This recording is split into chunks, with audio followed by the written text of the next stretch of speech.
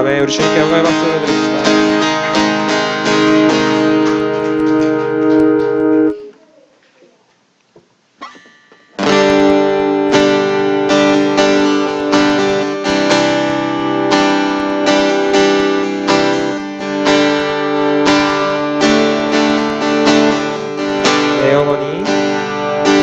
내 영혼이 은총 입어 중한 죄짐 벗고 보니 슬픔 많은 이 세상도 천국으로 하도다. 할렐루야 찬양하세. 내 모든 죄 사함받고 주 예수와 동행하니 그 어디나 하늘나라 주의 얼굴 뵙기 전에 멀리 뵈다. 하늘나라 내 마음속에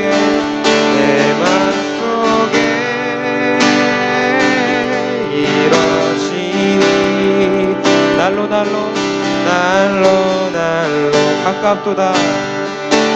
아멘. 할렐루야 할렐루야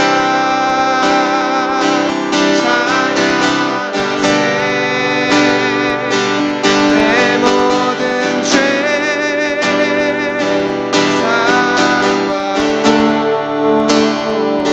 주 예수와 동행하니 그 어디나 하늘나라 높은 산이 거친들이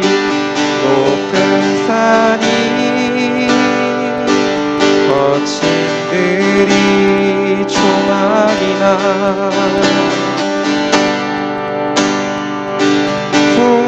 풍거리나 내 주 예수 오신 곳이 그 어디나 아멘. 하늘나라 할렐루야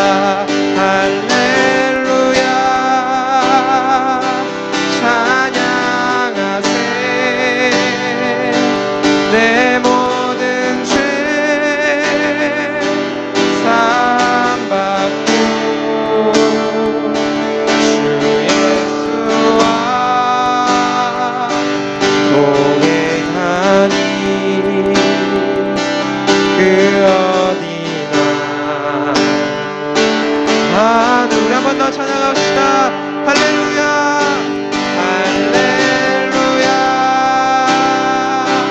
찬양하세. 내 모든 죄 사함받고 주 예수와 동행하니 그 어디나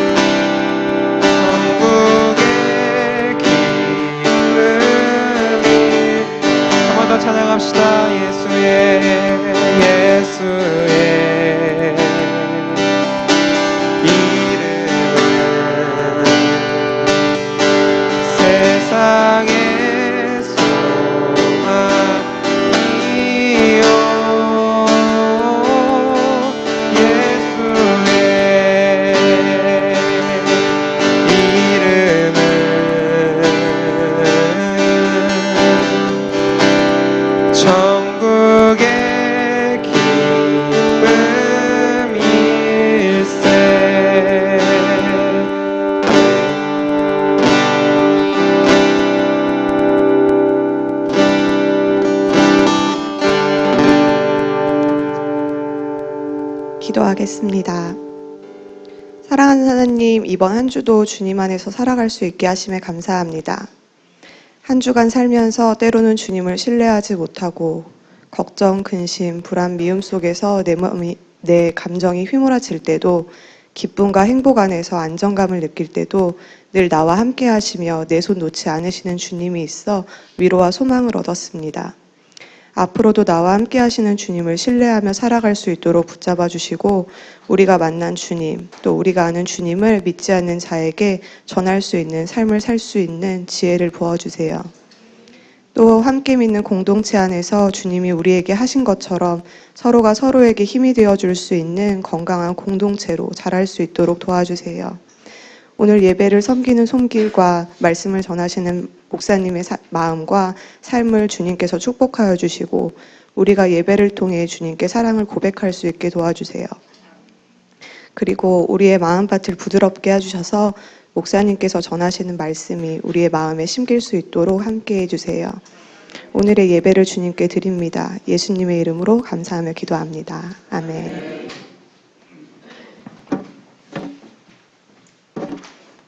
네, 바른교회신 여러분을 환영하고 축복합니다. 우리 이 시간 옆 사람과 인사하겠습니다. 반갑습니다. 반갑습니다. 네, 저희 한 번 더 인사해 보겠습니다. 더위 조심하세요. 네, 많이 더워졌죠. 네, 감사합니다. 교회 소식을 전해드리도록 하겠습니다. 저희가 지금 이제 북모임을 준비 중에 있는데요. 이번 달 21일에 저희가 이제 8번째 북모임을 진행합니다. 책은 청년아 때가 왔다라는 책이고요. 126페이지까지 읽고 저희 정리해서 함께 북모임을 가지려고 합니다. 네, 그리고 지금 저희가 교회 공사를 계속해서 진행하고 있습니다. 그래서 위에서 좀 기도해 주시고, 도와주는 손길들 위해서 다치지 않고 잘 마무리될 수 있도록 위에서 기도해 주셨으면 좋겠고, 저희가 새벽 예배와 금요 예배가 계속 진행이 되고 있습니다. 못 오시더라도 마음의 부담감을 팍팍 가지시고 위에서 계속 기도해 주셨으면 좋겠습니다. 그리고 7월, 8월 교회 일정과 목사님 이제 설교 사역이 있습니다. 한번 보시고 생각나실 때마다 이를 위해서 기도해 주셨으면 좋겠습니다. 이것으로 교회 소식을 마치고 오늘 우리에게 주신 말씀을 함께 보도록 하겠습니다. 오늘 우리에게 주신 말씀은 요한복음 13장 12절부터 35절까지 말씀입니다. 요한복음 13장 12절부터 35절까지 말씀입니다. 제가 한 절, 여러분이 한 절, 마지막 절은 함께 읽겠습니다. 그들의 발을 씻은 후에 옷을 입으시고 다시 앉아 그들에게 이르시되, 내가 너희에게 행한 것을 너희가 아느냐?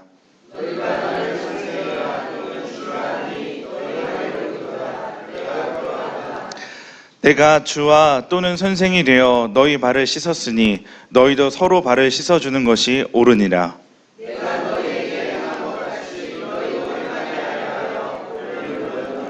내가 진실로 진실로 너희에게 이르노니 종이 주인보다 크지 못하고 보냄받은 자가 보낸 자보다 크지 못하나니,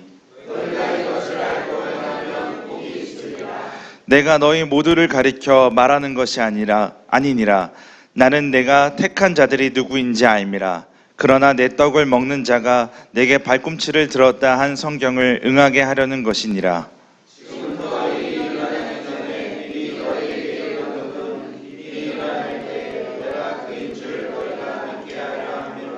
내가 진실로 진실로 너희에게 이르노니 내가 보낸 자를 영접하는 자는 나를 영접하는 것이요 나를 영접하는 자는 나를 보내신 이를 영접하는 것이니라.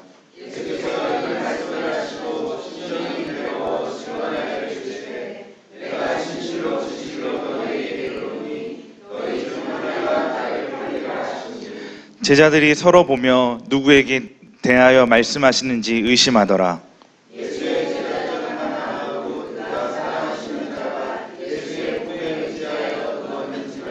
시몬 베드로가 머릿짓을 하여 말하되, 말씀하신 자가 누구인지 말하라 하니,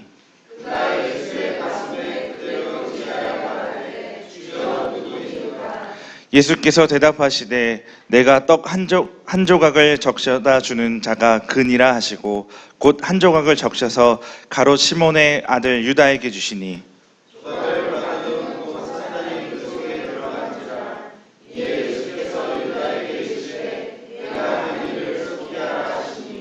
이 말씀을 무슨 뜻으로 하셨는지 그 앉은 자 중에는 아는 자가 없고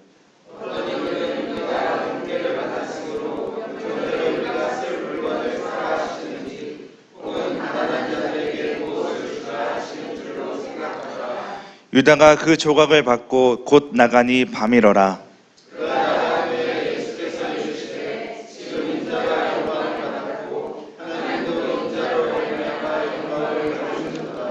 만일 하나님이 그로 말미암아 영광을 받으셨으면 하나님도 자기로 말미암아 그에게 영광을 주시리니 곧 주시리라.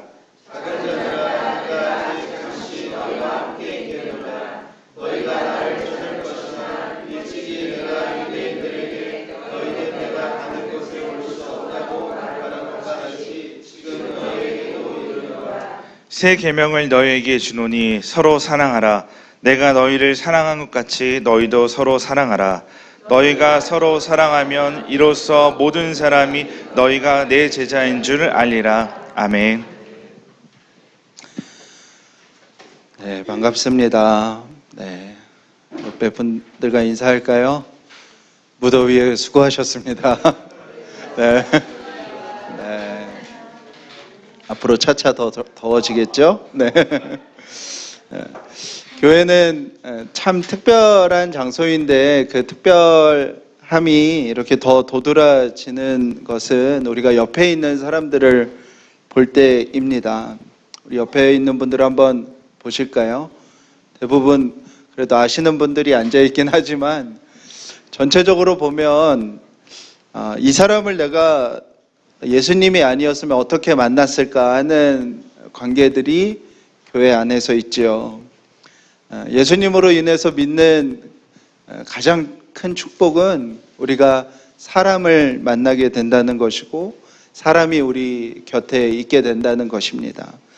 제가 선한목자교회 수련목 사역을 하고 전라남도 영암에 갔습니다. 가서 정말 반경 2km 내에 민가가 하나도 없는 교회에서 사역을 했고 성도 4분이 있었는데 한 분은 치매가 심해지셔서 교회를 떠나시고 한 분은 뭔가 마음에 섭섭함이 있으셔서 떠나셔서 결국엔 80 넘으신 할머니 권사님 한 분과 장애인 반신을 못 쓰시는 장애인 집사님 한 분 이렇게 목회를 했는데 제가 되게 간절히 기다리던 시간이 있었는데 한 달에 한 번씩 그 선한목자교회 출신 목사님들이 그 남해안 벨트에 따라서 여러 명이 계셨어요.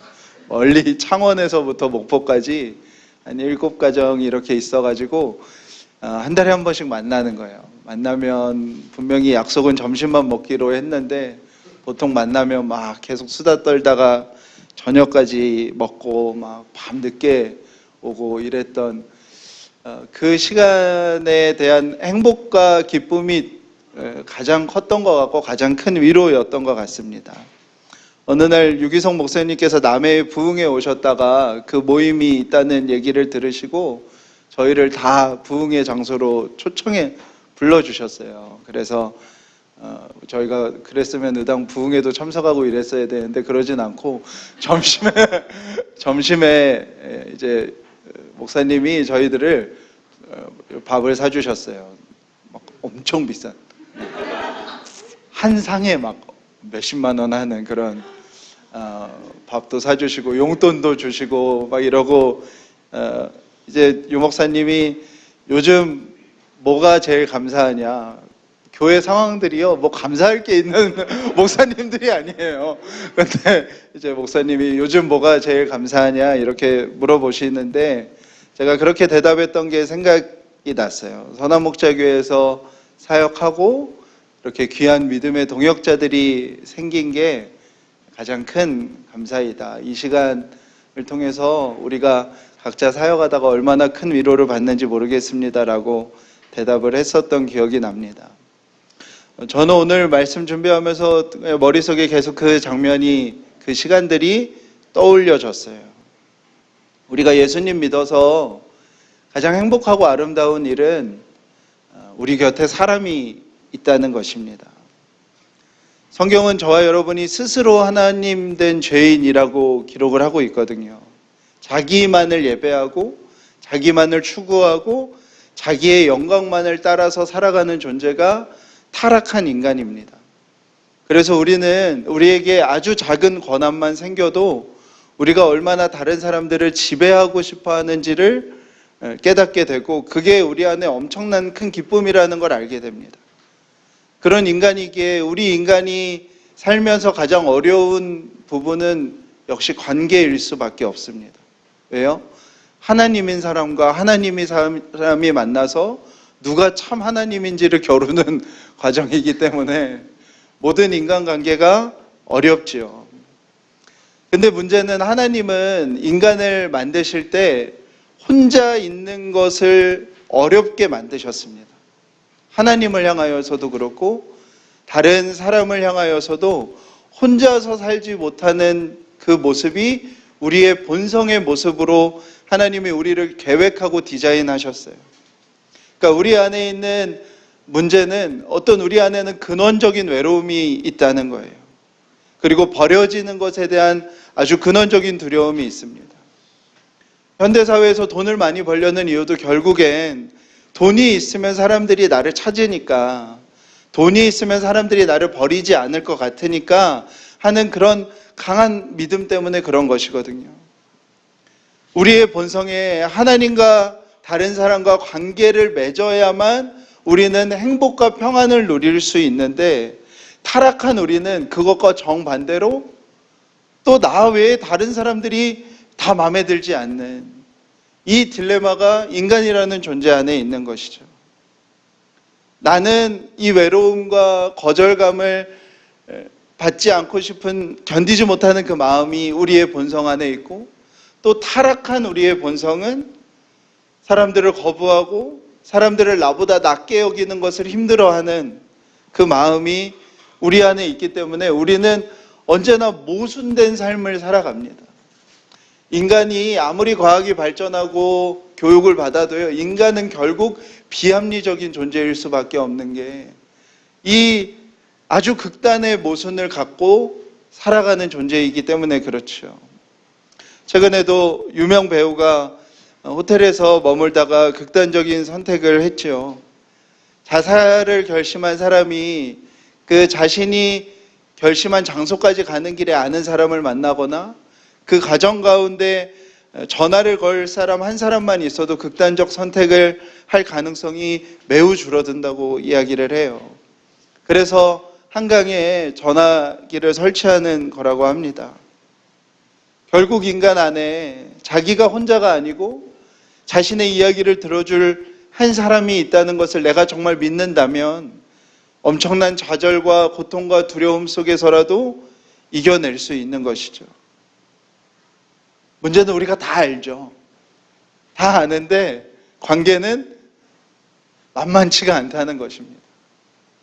태어나면서부터 맺어진 가족이라는 관계도 모든 사람 중에 당신만을 사랑하겠다고 결심한 그 부부의 관계도, 어릴 적부터 수많은 추억을 공유한 친구의 관계도 우리는 쉽지 않죠.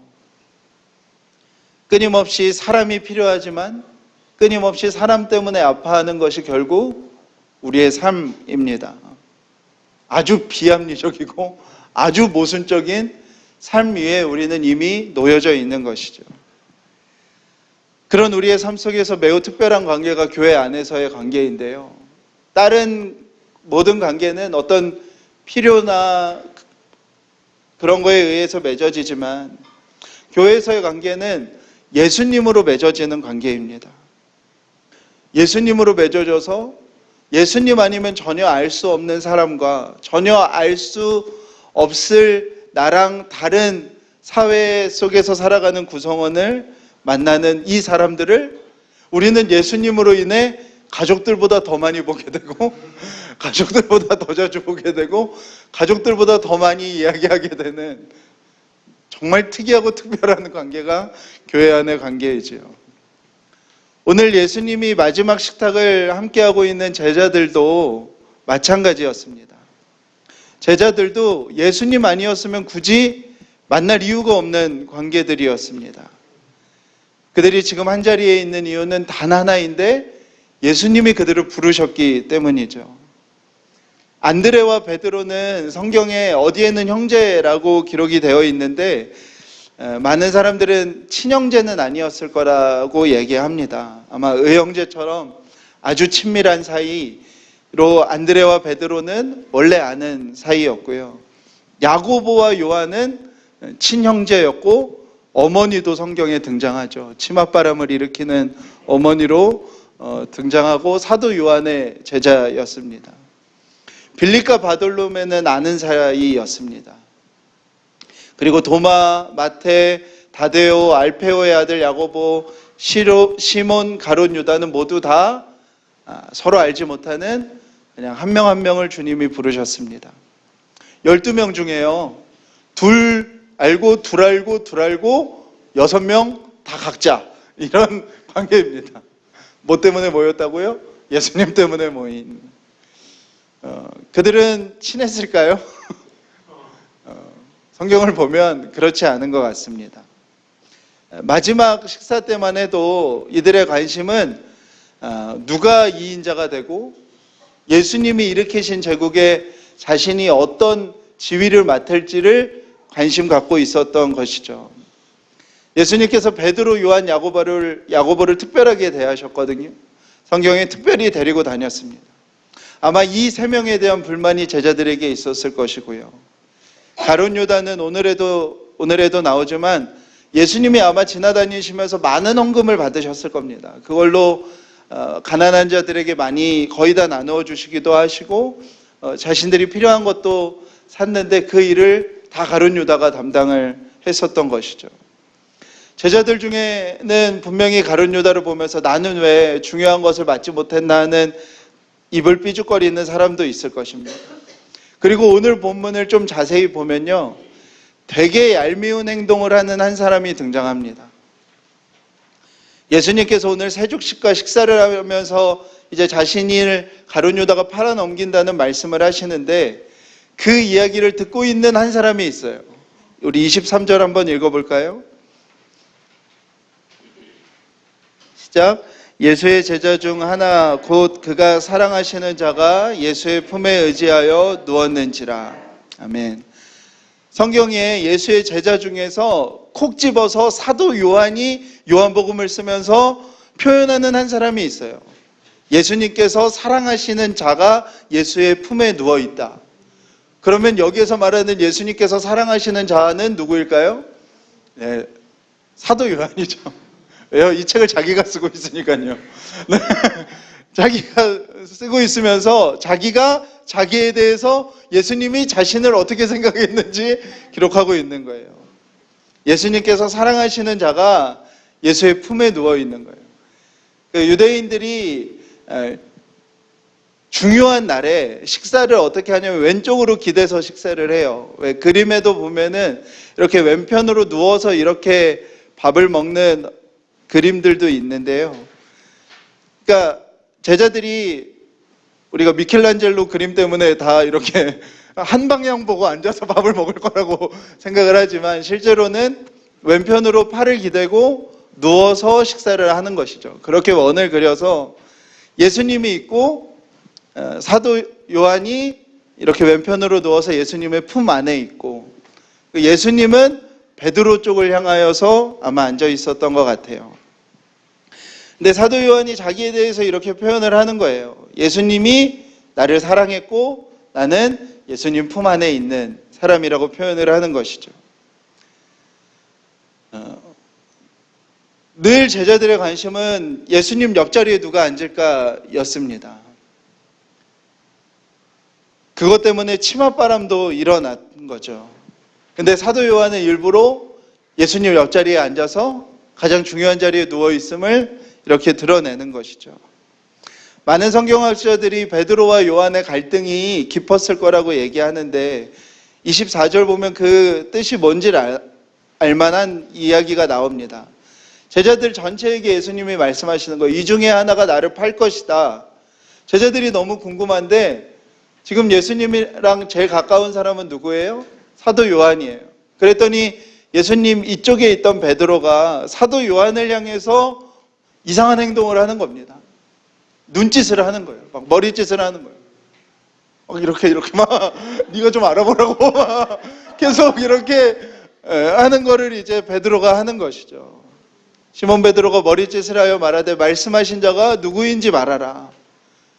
베드로는 어쩌면 예수님이 사도 요한에게 귓속말로 해주진 않았는지 네가 혹시 알고 있으면 좀 얘기를 해달라는 것을 사도 요한에게 베드로가 계속 얘기를 하죠. 그래서 사도 요한이 이제 밥을 먹다가 더 예수님 품으로 들어가서 예수님에게 묻는 거예요. 주여 누구입니까? 그랬더니 예수님이 사도 요한에게 특별히 말씀해 주시는 거죠. 내가 이 젖은 떡을 주는 자가 그이다라고 얘기를 하는데 그 얘기를 얘기했다는 내용이 안 나와요. 지만 알고 있었던 거죠. 사도 요한이 그렇게 자기만 알고 이제 떡을 가룟 유다가 먹고 가룟 유다가 나가는 장면입니다. 여러분, 이 글들을 다 초대교회의 지도자들이 되셔서 쓰신 성경들입니다. 진짜 유치하죠. 이 마지막 순간, 이 중요한 순간에 초대교회 지도자들이었던 자들의 모습을 성경의 저자들은 자신들이 이런 사람들이었다고 기록하고 있는 것입니다. 존경받을 만한 것이 하나 없는 정말 지극한 죄인의 모습들을 보여줍니다. 예수님은 그런 제자들을 다 보고 계시는 거예요. 사도 요한이 얘가 왜 이렇게 품에 안겨 이런 것도 다 느끼시면서 오늘 말씀을 하고 계시는 거죠. 무슨 말씀을 하시는 거냐면 이제 내가 너희의 발을 씻어준 것처럼 너희들이 서로의 발을 씻어줘야 한다는 것입니다. 너희가 나를 따랐던 자들인 것을 세상이 알 수 있는 방법은 이제 너희가 서로 사랑하는 것이라고 말씀하시는 것이죠. 예수님은 참 속이 좋으신 분 같아요. 그죠? 속이 편하신 분 같아요. 자기 눈앞에서 자기는 이제 내일 죽는데 3년 동안 따라다녔던 제자들은 3년 동안 하나도 바뀌지 않은 거예요. 그들의 관심사와 그들의 마음이 하나도 바뀌지 않고 그 마지막 식사 자리에서조차도 자기 양옆에서 그런 일을 하고 있는 것입니다. 그런데 예수님께서 말씀하시는 거예요. 내가 너희 발을 씻어준 것처럼 너희도 서로의 발을 씻어주어라. 내가 너희를 사랑한 것처럼 너희도 서로 사랑하는 것으로 세상이 너희가 내 제자인 것을 알 것이다. 우리나라도요, 불과 10년, 15년 전만 해도요, 집마다 새끼줄을 꼬여 걸어두거나 동태를 걸어두거나 아니면 부적을 걸어두거나 했습니다. 그게 왜 그러냐면요, 밖에서부터 위험한 것이 들어온다고 생각했기 때문에 그래요. 불과 15년 전만 해도 우리도 다 그렇게 내면적으로 믿었는데 고대 근동 사람들은 훨씬 더 심했습니다. 안과 밖에 대한 구분이 훨씬 더 심했고요. 밖에서 들어오는 부정적인 것이 무엇을 통해 들어온다고 그들은 믿었냐면 발을 통해서 들어온다고 믿었어요. 지금은 우리가 과학이 발전해서 밖에서 들어오는 게 질병이고 바이러스라는 것을 알지만 그것은 우리가 알게 된 지 채 100년이 되지 않고요. 그 전에 모든 사람들의 세계관 속에는 밖에서 부정한 것이 발을 통해 들어온다고 생각했습니다. 그래서 발은 반드시 누가 닦냐면 노예가 닦는 거예요. 사람이 아닌 존재가 닦는 것입니다. 나랑 동등한 사람이 발을 닦을 수 있는 것이 아니라 사람이라 여겨지지 않던 노예들이 발을 닦는 것이죠. 발은 어두움이고 위험한 것이고 더러운 것이었습니다. 오늘 예수님이 제자들의 발을 씻어줄 때 제자들이 놀란 이유가 바로 그것이에요. 내 신체 중에 가장 위험하고 어둡고 더러운 발을 자신이 숙여서 손으로 씻어주신다는 것은 상상하기가 어려운 일이었습니다. 그런데 예수님이 그 일을 마치시고 제자들에게 얘기하시는데 뭐라고 얘기하시는 거예요? 이제 너희도 서로의 발을 씻어주라는 것입니다. 그 사람의 더러움을, 그 사람의 위험함을, 그 사람의 어두움을 내 손으로 씻어주라는 것이죠. 사랑하는 여러분, 예수님을 믿는다는 것은 이것이 우리 안에서 시작된다는 뜻입니다. 예수 믿는 나는 이제 누군가의 더러움을, 누군가의 위험함을, 누군가의 어두움을 씻어주는 자가 된다는 것입니다. 예수님을 믿는다는 것은 우리가 하나님이 처음 지으셨던 모습으로 변화된다는 것입니다. 원형의 모습으로 우리가 변화되는 것이죠. 하나님이 아담을 만드시고 아담이 기뻐했던 기쁨은 자기 자신이 아니었어요. 아담은 셀카를 찍지 않았을 겁니다. 할렐루야. 네. 인스타를 하지 않았을 거예요. 아담의 기쁨은 거기에 있지 않았어요. 아담은 자신이 하나님의 피조세계를 돌보는 것이 기쁨이었습니다. 하나님이 맡겨주신 그 세상을 책임을 다하는 것이 아담의 기쁨이었어요. 하나님께서 생육하고 번성하고 땅에 충만하라 말씀하신 그 말씀, 자신에게 위임하신 그 위임을 지켜나가는 것이 아담에게 기쁨이었습니다. 아담은 하와에게 이렇게 고백했어요. 내 살 중에 살이고 내 뼈 중에 뼈다. 원수라고 하지 않았어요. 내 뼈 중에 뼈고 내 살 중에 살이라고 하와를 향하여 날마다 고백하였어요. 기쁨이 자기 자신이 아니라 기쁨이 하나님이 맡겨주신 것에 대한 책임, 하나님이 함께하게 한 자를 향한 최고의 축복, 그것이 아담의 기쁨이었습니다. 죄는 이것을 부셔뜨린 것이죠. 이제 스스로 하나님이 된 죄인인 인간에게 기쁨은 사실 나밖에 없습니다. 그것이 세상을 고통스럽게 한 것이죠. 예수님을 믿는다는 것은 그것이 우리 안에 회복되어지는 것입니다.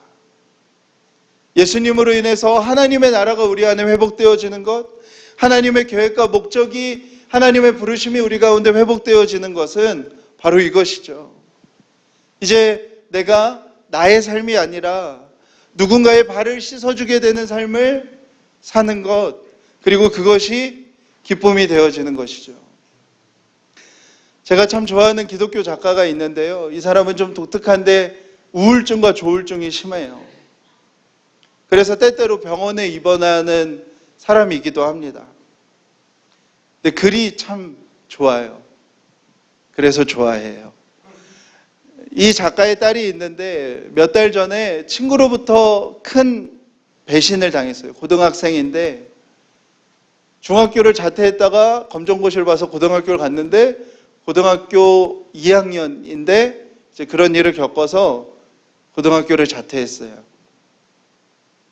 너무 힘들어하는 거예요. 자퇴하면 어느 정도 마무리가 될 줄 알았는데 딸아이가 너무 힘들어해서 진료를 받았더니 자신의 우울 성향과 너무 비슷한 우울증 판정을 받은 거예요.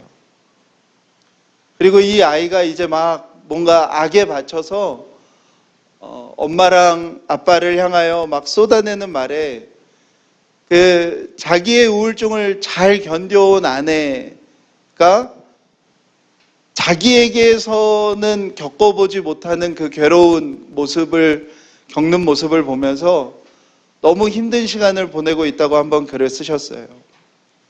그런데 이 작가가 그 기도 제목을 나누는 글이었는데 그 마지막에 쓴 글이 저에게 참 큰 감동이 되었습니다. 제가 그대로 읽어드릴게요. 어릴 적에 딸 아이가 제게 준 기쁨과 위로를 기억합니다. 이제 그 아이가 시도 때도 없이 끼얹는 아픔과 고통도 끌어안아야 되겠지요.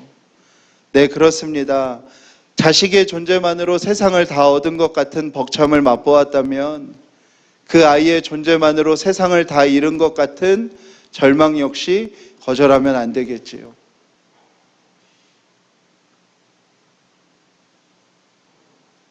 우리가 예수님을 믿는다는 것은 저는 이 일이라 싶습니다. 우리의 어떤 한 사람의 기쁨을 받아들이는 것이 아니라 어떤 한 사람의 깊은 어두움을, 절망을, 그 사람의 위험함을, 고통을 우리가 받아들여 발을 씻어주는 일인 것이죠. 서로의 발을 씻어준다는 것은 우리가 그 사람의 아픔과 고통, 그 사람으로 인한 절망을 끌어안는다는 말입니다. 그 사람의 말이 나에게 위험이 될 것입니다. 그 사람의 거절이 나의 어두움이 될 수도 있습니다. 그럼에도 불구하고 예수님으로 인하여 그 위험함과 어두움을 씻는 것이 우리가 예수님을 믿는 것입니다. 이 세상은 누군가의 능력만을 기뻐합니다. 그 사람이 할 수 있을 만한 어떤 능력치를 바라지요. 그리고 그것을 하면은 위로를 해주고 그것을 하지 않으면 내치는 것이 이 세상의 모습입니다. 이 세상 속에서 하나님이 천국으로, 하나님 나라로 허락하신 공간이 있는데 그곳이 가정과 교회입니다.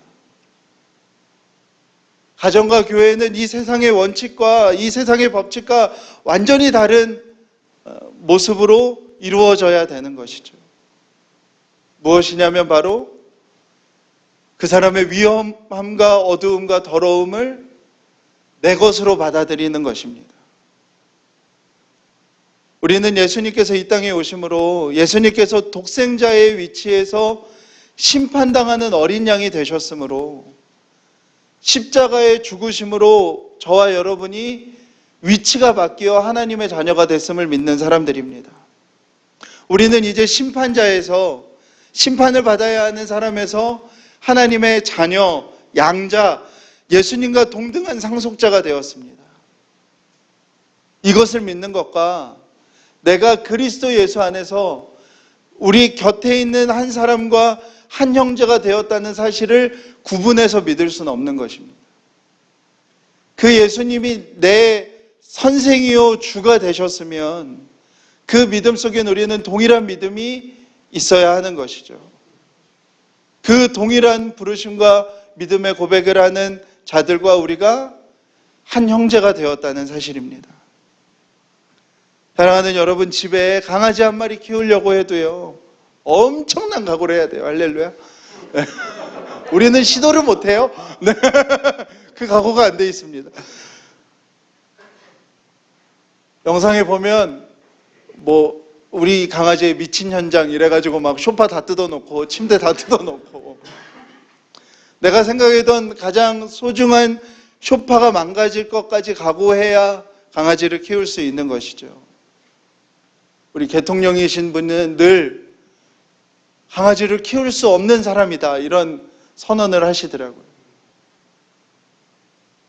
강아지 한 마리만 우리 집에 들어와도 내가 사용하던 시간이 다 바뀌고요. 내가 만나던 모임도 다 조정이 돼야 되고요.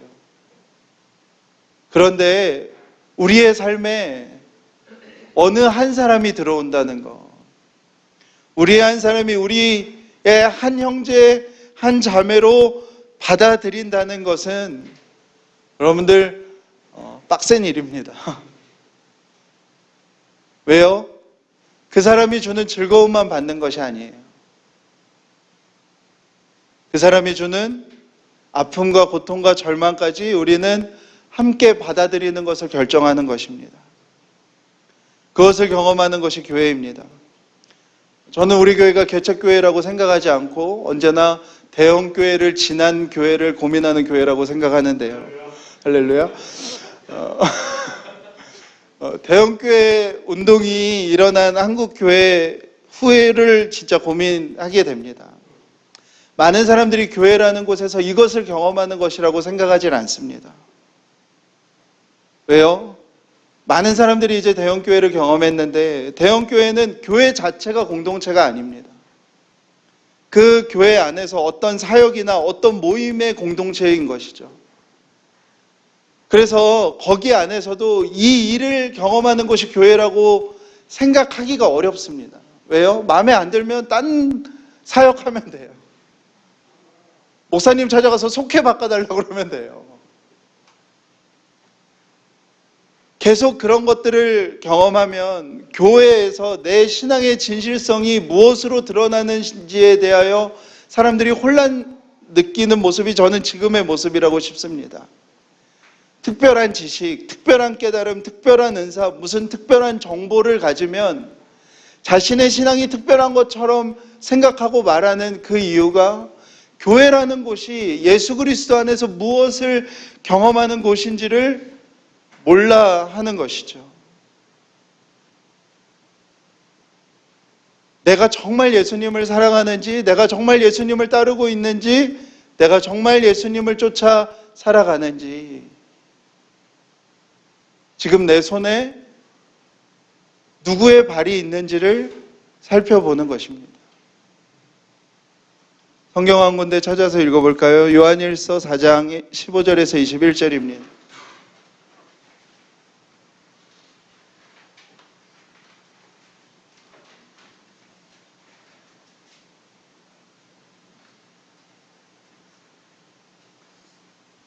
요한일서 4장 15절에서 21절입니다. 우리 한 목소리로 읽겠습니다.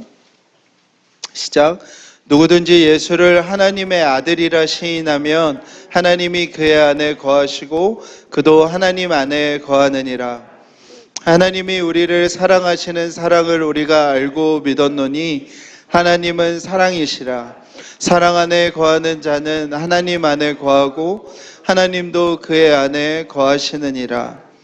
이로써 사랑이 우리에게 온전히 이루어진 것은 우리로 심판날에 담대함을 가지게 하려 함이니 주께서 그러하심과 같이 우리도 이 세상에서 그러하니라. 사랑 안에 두려움이 없고 온전한 사랑이 두려움을 내쫓나니 두려움에는 형벌이 있음이라. 두려워하는 자는 사랑 안에서 온전히 이루지 못하였느니라. 우리가 사랑함은 그가 먼저 우리를 사랑하셨음이라. 누구든지 하나님을 사랑하노라 하고 그 형제를 미워하면 이는 거짓말하는 자니 보는 바 그 형제를 사랑하지 아니하는 자는 보지 못하는 바 하나님을 사랑할 수 없느니라. 우리가 이 계명을 주께 받았나니 하나님을 사랑하는 자는 또한 그 형제를 사랑할지니라. 아멘. 우리 안에 언제나 관계는 어렵습니다. 관계 안에 늘 미움이 있고 불만이 있고 원망이 있죠. 그것이 일어나는 것이 우리에겐 자연스러운 것입니다. 그러나 문제는 우리가 무엇을 믿느냐입니다. 우리는 이 말씀을 믿는 것입니다. 하나님은 사랑이시고 사랑 안에 거하는 자는 사랑의 사람이 된다는 것을 우리가 믿는 것과 우리 안에 있는 그 미움들이 그냥 자연스러운 채로 두는 것과는 완전히 다른 것이죠. 이번 주에 저희가 데살로니가 전서 묵상하는데 저도 교회를 세워나가는 상황에서 참 귀한 말씀이라 싶었습니다. 특별히 사도 바울이 데살로니가 성도들을 향하여 하는 고백이 저는 너무 아름답게 느껴졌습니다. 하나님의 심판날 앞에서 내게 하나님께서 주실 면류관이 너희들이라는 거예요. 그리고 너희가 우리의 영광이고 기쁨이라는 것입니다. 빛과 볼까요? 사도 바울은 사람이 영광이래요, 여러분. 여러분, 사도 바울은 사람이 기쁨이래요. 이게 틀린 소리처럼 들리는 이 문제를 우리가 극복해야 됩니다. 완전히 잘못 믿고 있는 거죠. 우리가 하나님의 심판대 앞에서 우리가 하나님 앞에서 자랑할 수 있는 거, 하나님 앞에서 마음껏 기뻐할 수 있는 것은 무엇이겠습니까? 우리가 하나님 나라 들어간 날 그 하나님 나라 안에서 우리가 진짜 기뻐하고 즐거워할 수 있는 일은 무엇이겠습니까? 함께 예배했던 사람들, 함께 하나님의 나라를 일구어왔던 사람들, 나보다 먼저 하나님의 품에 안겼는데 하나님 나라에서 나를 위해 중보하고 있던 사람들을 만나서 우리가 기뻐하고 즐거워하는 것 아니겠습니까? 사람이 영광이고 사람이 기쁨이죠. 여러분들, 우리의 신앙은 내 안에 무슨 게이지가 있어서 그 게이지를 80 이상 유지해야 되거나 100을 채워야 되는 것이 신앙생활이 아니에요. 신앙생활은 무엇이냐면 부르심을 입은 한 사람, 한 소망 안에 걸어가는 한 사람이 나의 영광이고 나의 기쁨이 되어지는 것입니다. 우리의 성공이나 우리가 나중에 건물을 더 얻거나 아니면 더 유명해지거나 우리는 정말 믿어야 돼요. 그 배설물이죠. 우리가 남겨야 하는 것은 딱 하나인 것이죠. 사람인 것입니다. 34절, 35절 한번 읽어볼까요? 오늘 본문 시작.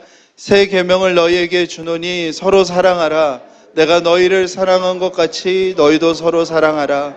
너희가 서로 사랑하면 이로써 모든 사람이 너희가 내 제자인 줄 알리라.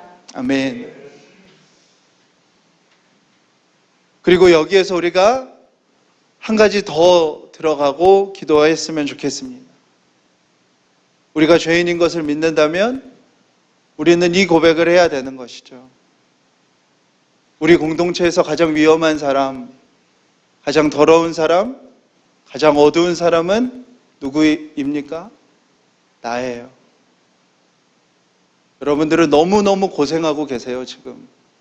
저의 어두움과 저의 더러움과 저의 위험함을 씻어주시느라 너무 고생하고 계시죠. 또한 여러분들의 어두움이 드러나는 것, 여러분의 더러움이 드러나는 것, 여러분의 위험함이 드러나는 것에 자유하셔야 돼요.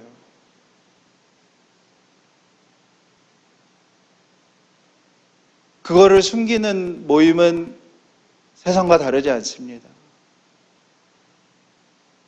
여러분들이 위험하다 하여도, 더럽다 하여도, 어둡다 하여도 여러분들의 그 발을 씻어줄 사람이 여기에 있음을 믿는 것이 교회인 것이죠.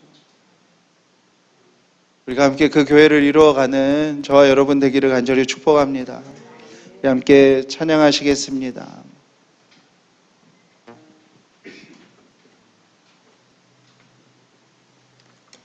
예수의 이름은 우리 찬양할까요?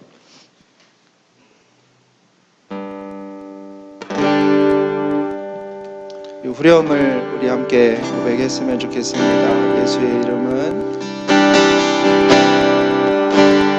예수의 이름은 세상의 소망이요 예수의 이름은 천국의 기쁨 예수의 이름은 예수의 이름은 세상의 소망이요 예수의 이름은 천국의 기쁨일세.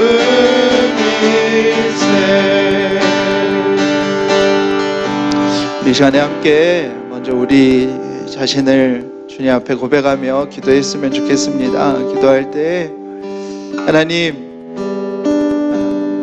예수님이 나의 모든 어두움과 위험함과 더러움을 씻어주셨듯이 하나님, 나도 내 이웃의 발을 씻어주는 사람 되게 해주십시오. 하나님, 우리로서는 할 수 없습니다. 성령님 우리에게 찾아오셨으니, 성령님 우리에게 찾아오셨으니 주님 내 안에 그 일을 이루어 주시옵소서. 우리 함께 소리 내어서 기도하시겠습니다. 하나님 아버지, 정말로 주님 간절히 원합니다. 하나님 아버지, 정말로 주님 간절히 원합니다. 아버지, 정말로 주님 인도하여 주시고, 아버지 정말로 주님 역사하여 주시고, 하나님 아버지 정말로 주님 일하여 주시기를 원합니다. 하나님 아버지 정말로 주님 일하여 주셔서, 하나님 아버지 정말로 역사하여 주셔서, 하나님 우리가 서로의 발을 씻어주는 아버지 정말 저희들이 될 수 있도록 주님 인도하여 주시옵소서. 주님 역사하여 주시옵소서. 하나님 아버지, 정말 우리가 그 온전한 믿음으로, 그 아버지 정말 부르심으로, 하나님 그 삶으로 하나님 우리가 살아갈 수 있도록 주님 인도하여 주시고 주님 역사하여 주시기를 하나님 아버지 정말 원합니다. 하나님 아버지 정말로 주님 일하여 주시옵소서. 하나님 아버지 정말로 주님 역사하여 주시옵소서. 하나님 아버지 정말로 주님 우리가 그 온전한 삶을, 하나님 아버지 정말 그 아버지 정말 삶을 하나님 아버지 정말 살아갈 수 있도록 주님 인도하여 주시기를 원합니다. 아버지 역사하여 주시옵소서. 우리 한 가지 더 기도했으면 좋겠습니다. 하나님, 교회는 누군가의 어두움과 더러움과 위험함을 씻어주는 곳임을 믿습니다. 하나님, 내 어두움과 내 더러움과 위험함이 드러나는 것을 두려워하지 않게 해주십시오. 하나님, 우리가 예수 그리스도 안에서 그 모든 것들을 씻어낼 수 있는, 함께 씻을 수 있는 공동체임을 우리가 믿게 해주십시오. 한 번 더 기도할 때, 하나님, 우리가 공동체 안에서 어떤 거짓 없이, 어떤 가면 없이 우리의 더러움대로, 어두움대로 드러낼 수 있는 교회가 되게 해주십시오. 우리 함께 소리내어 기도하겠습니다. 하나님 아버지, 역사하여 주시기 원합니다. 하나님 아버지 정말로 주님 일하여 주시옵소서. 하나님 아버지 정말로 주님 역사하여 주시옵소서. 하나님 아버지 정말 우리 안에 아버지 정말 어떤 어두움과 하나님 아버지 정말 더러움들을 하나님 아버지 정말 주님 앞에 아버지 정말 드러낼 수 있는 하나님 아버지 정말 교회가 될 수 있도록, 하나님 아버지 정말 그런 부르심을 입은 아버지 정말 교회가 될 수 있도록 하나님 아버지 정말로 주님 역사하시고, 하나님 아버지 정말로 주님 일하여 주시옵소서. 하나님 아버지 정말 우리가 그리하여도 하나님 아버지 정말 안전할 수 있는, 아버지 정말 그리하여도 아버지 정말 우리가 안전할 수 있는, 하나님 그리하여도 우리가 안전할 수 있는 하나님 아버지 정말 그 교회가 될 수 있도록 하나님 아버지 정말로 주님 역사하시고 주님 일하여 주시고 주님 아버지 정말 행하여 주시기를 원합니다. 아버지 일하여 주시옵소서. 하나님 그 은혜가, 하나님 그 역사가 하나님 아버지 정말 우리 가운데 하나님 부어줄 수 있도록, 하나님 아버지 정말 부어줄 수 있도록 주님 인도하여 주시기를 원합니다. 하나님 아버지 정말로 주님 일하여 주시옵소서.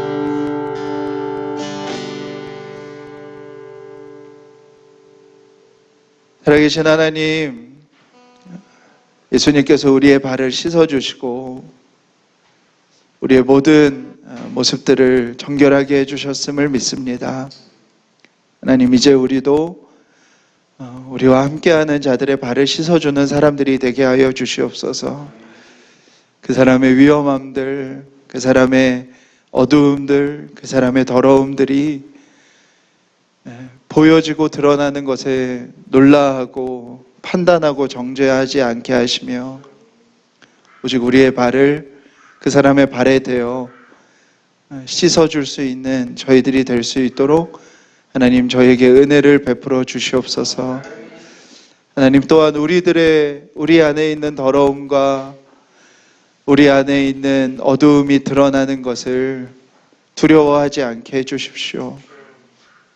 우리의 삶의 순간에 어두울 때라도, 우리의 삶의 순간에 죄에 빠져 있을 때라도, 우리의 삶의 순간에 어느 감정에 완전히 매몰되어 있을 때라도 하나님, 이곳에 그것을 씻어줄 자들이 있음을 기억하게 하여 주시고, 그것을 씻기 위하여 부름받은 교회가 있음을 기억하게 되는 하나님, 우리 교회가 될 수 있도록 하나님 축복하여 주시기를 원합니다.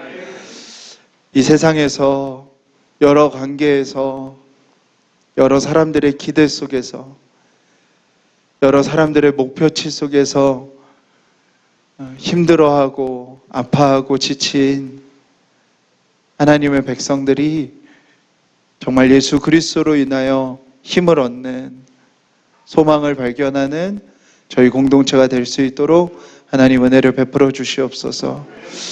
오늘도 두세 사람 모여 예배하는 모든 예배의 처소들마다 하나님 축복하여 주시고 위로하여 주시고, 핍박받는 선교지와 북녘 땅의 모든 예배마다 하나님께서 함께하여 주시기 원합니다. 오늘도 기쁨으로 자기의 것을 드리며 하나님의 나라를 위하여 충성하는 하나님, 이곳에 모인 자들 그 헌금 위에 하나님 역사하여 주시고, 저희들이 더욱 기쁘게 힘있게 하나님 사용할 수 있도록 하나님 역사하여 주시옵소서. 특별히 이번 주간에 베트남의 장윤아 선교사님 30년의 사역을 기뻐하며 저희 교회와 또 스프리스 기업이 저희가 승합차를 봉헌하게 됩니다. 하나님 축복하여 주시옵시고, 하나님 가장 먼저 아름다운 것을 드리는 우리의 믿음의 고백을 통하여서 풍성하게 역사하시는 하나님을 이곳에서도 또 베트남 땅에서도 더욱 경험하게 하여 주시옵소서. 하나님, 이 땅을 축복하여 주시고 이제 본격적인 무더위가 시작됩니다. 특별히 우리 성도들의 건강을, 강건함을 하나님 붙들어 주시고 오가는 길에 지치지 아니하도록 하나님 역사하여 주시옵소서. 이 땅에 소외된 자들, 홀로 든 자들, 고시원에서, 쪽방에서 홀로 이 더위를 싸워 나가야 되는 이 땅의 수많은 사람들, 계속되는 낙방 속에서, 두려움 속에 이 무더운 여름을 지나야 되는 이 땅의 청년들, 주님 그들을 위로하여 주시고 그들에게 하나님의 사람들이, 또 우리가 위로의 사람들로 세워지게 하여 주시옵소서. 이제는 우리 주 예수 그리스도의 은혜와 아버지 하나님의 놀라우신 사랑하심과 성령님의 감화 교통하심이 이 자리에 있는 모든 자들 위에 지금부터 함께 하시기를 간절히 축원하옵나이다. 아멘.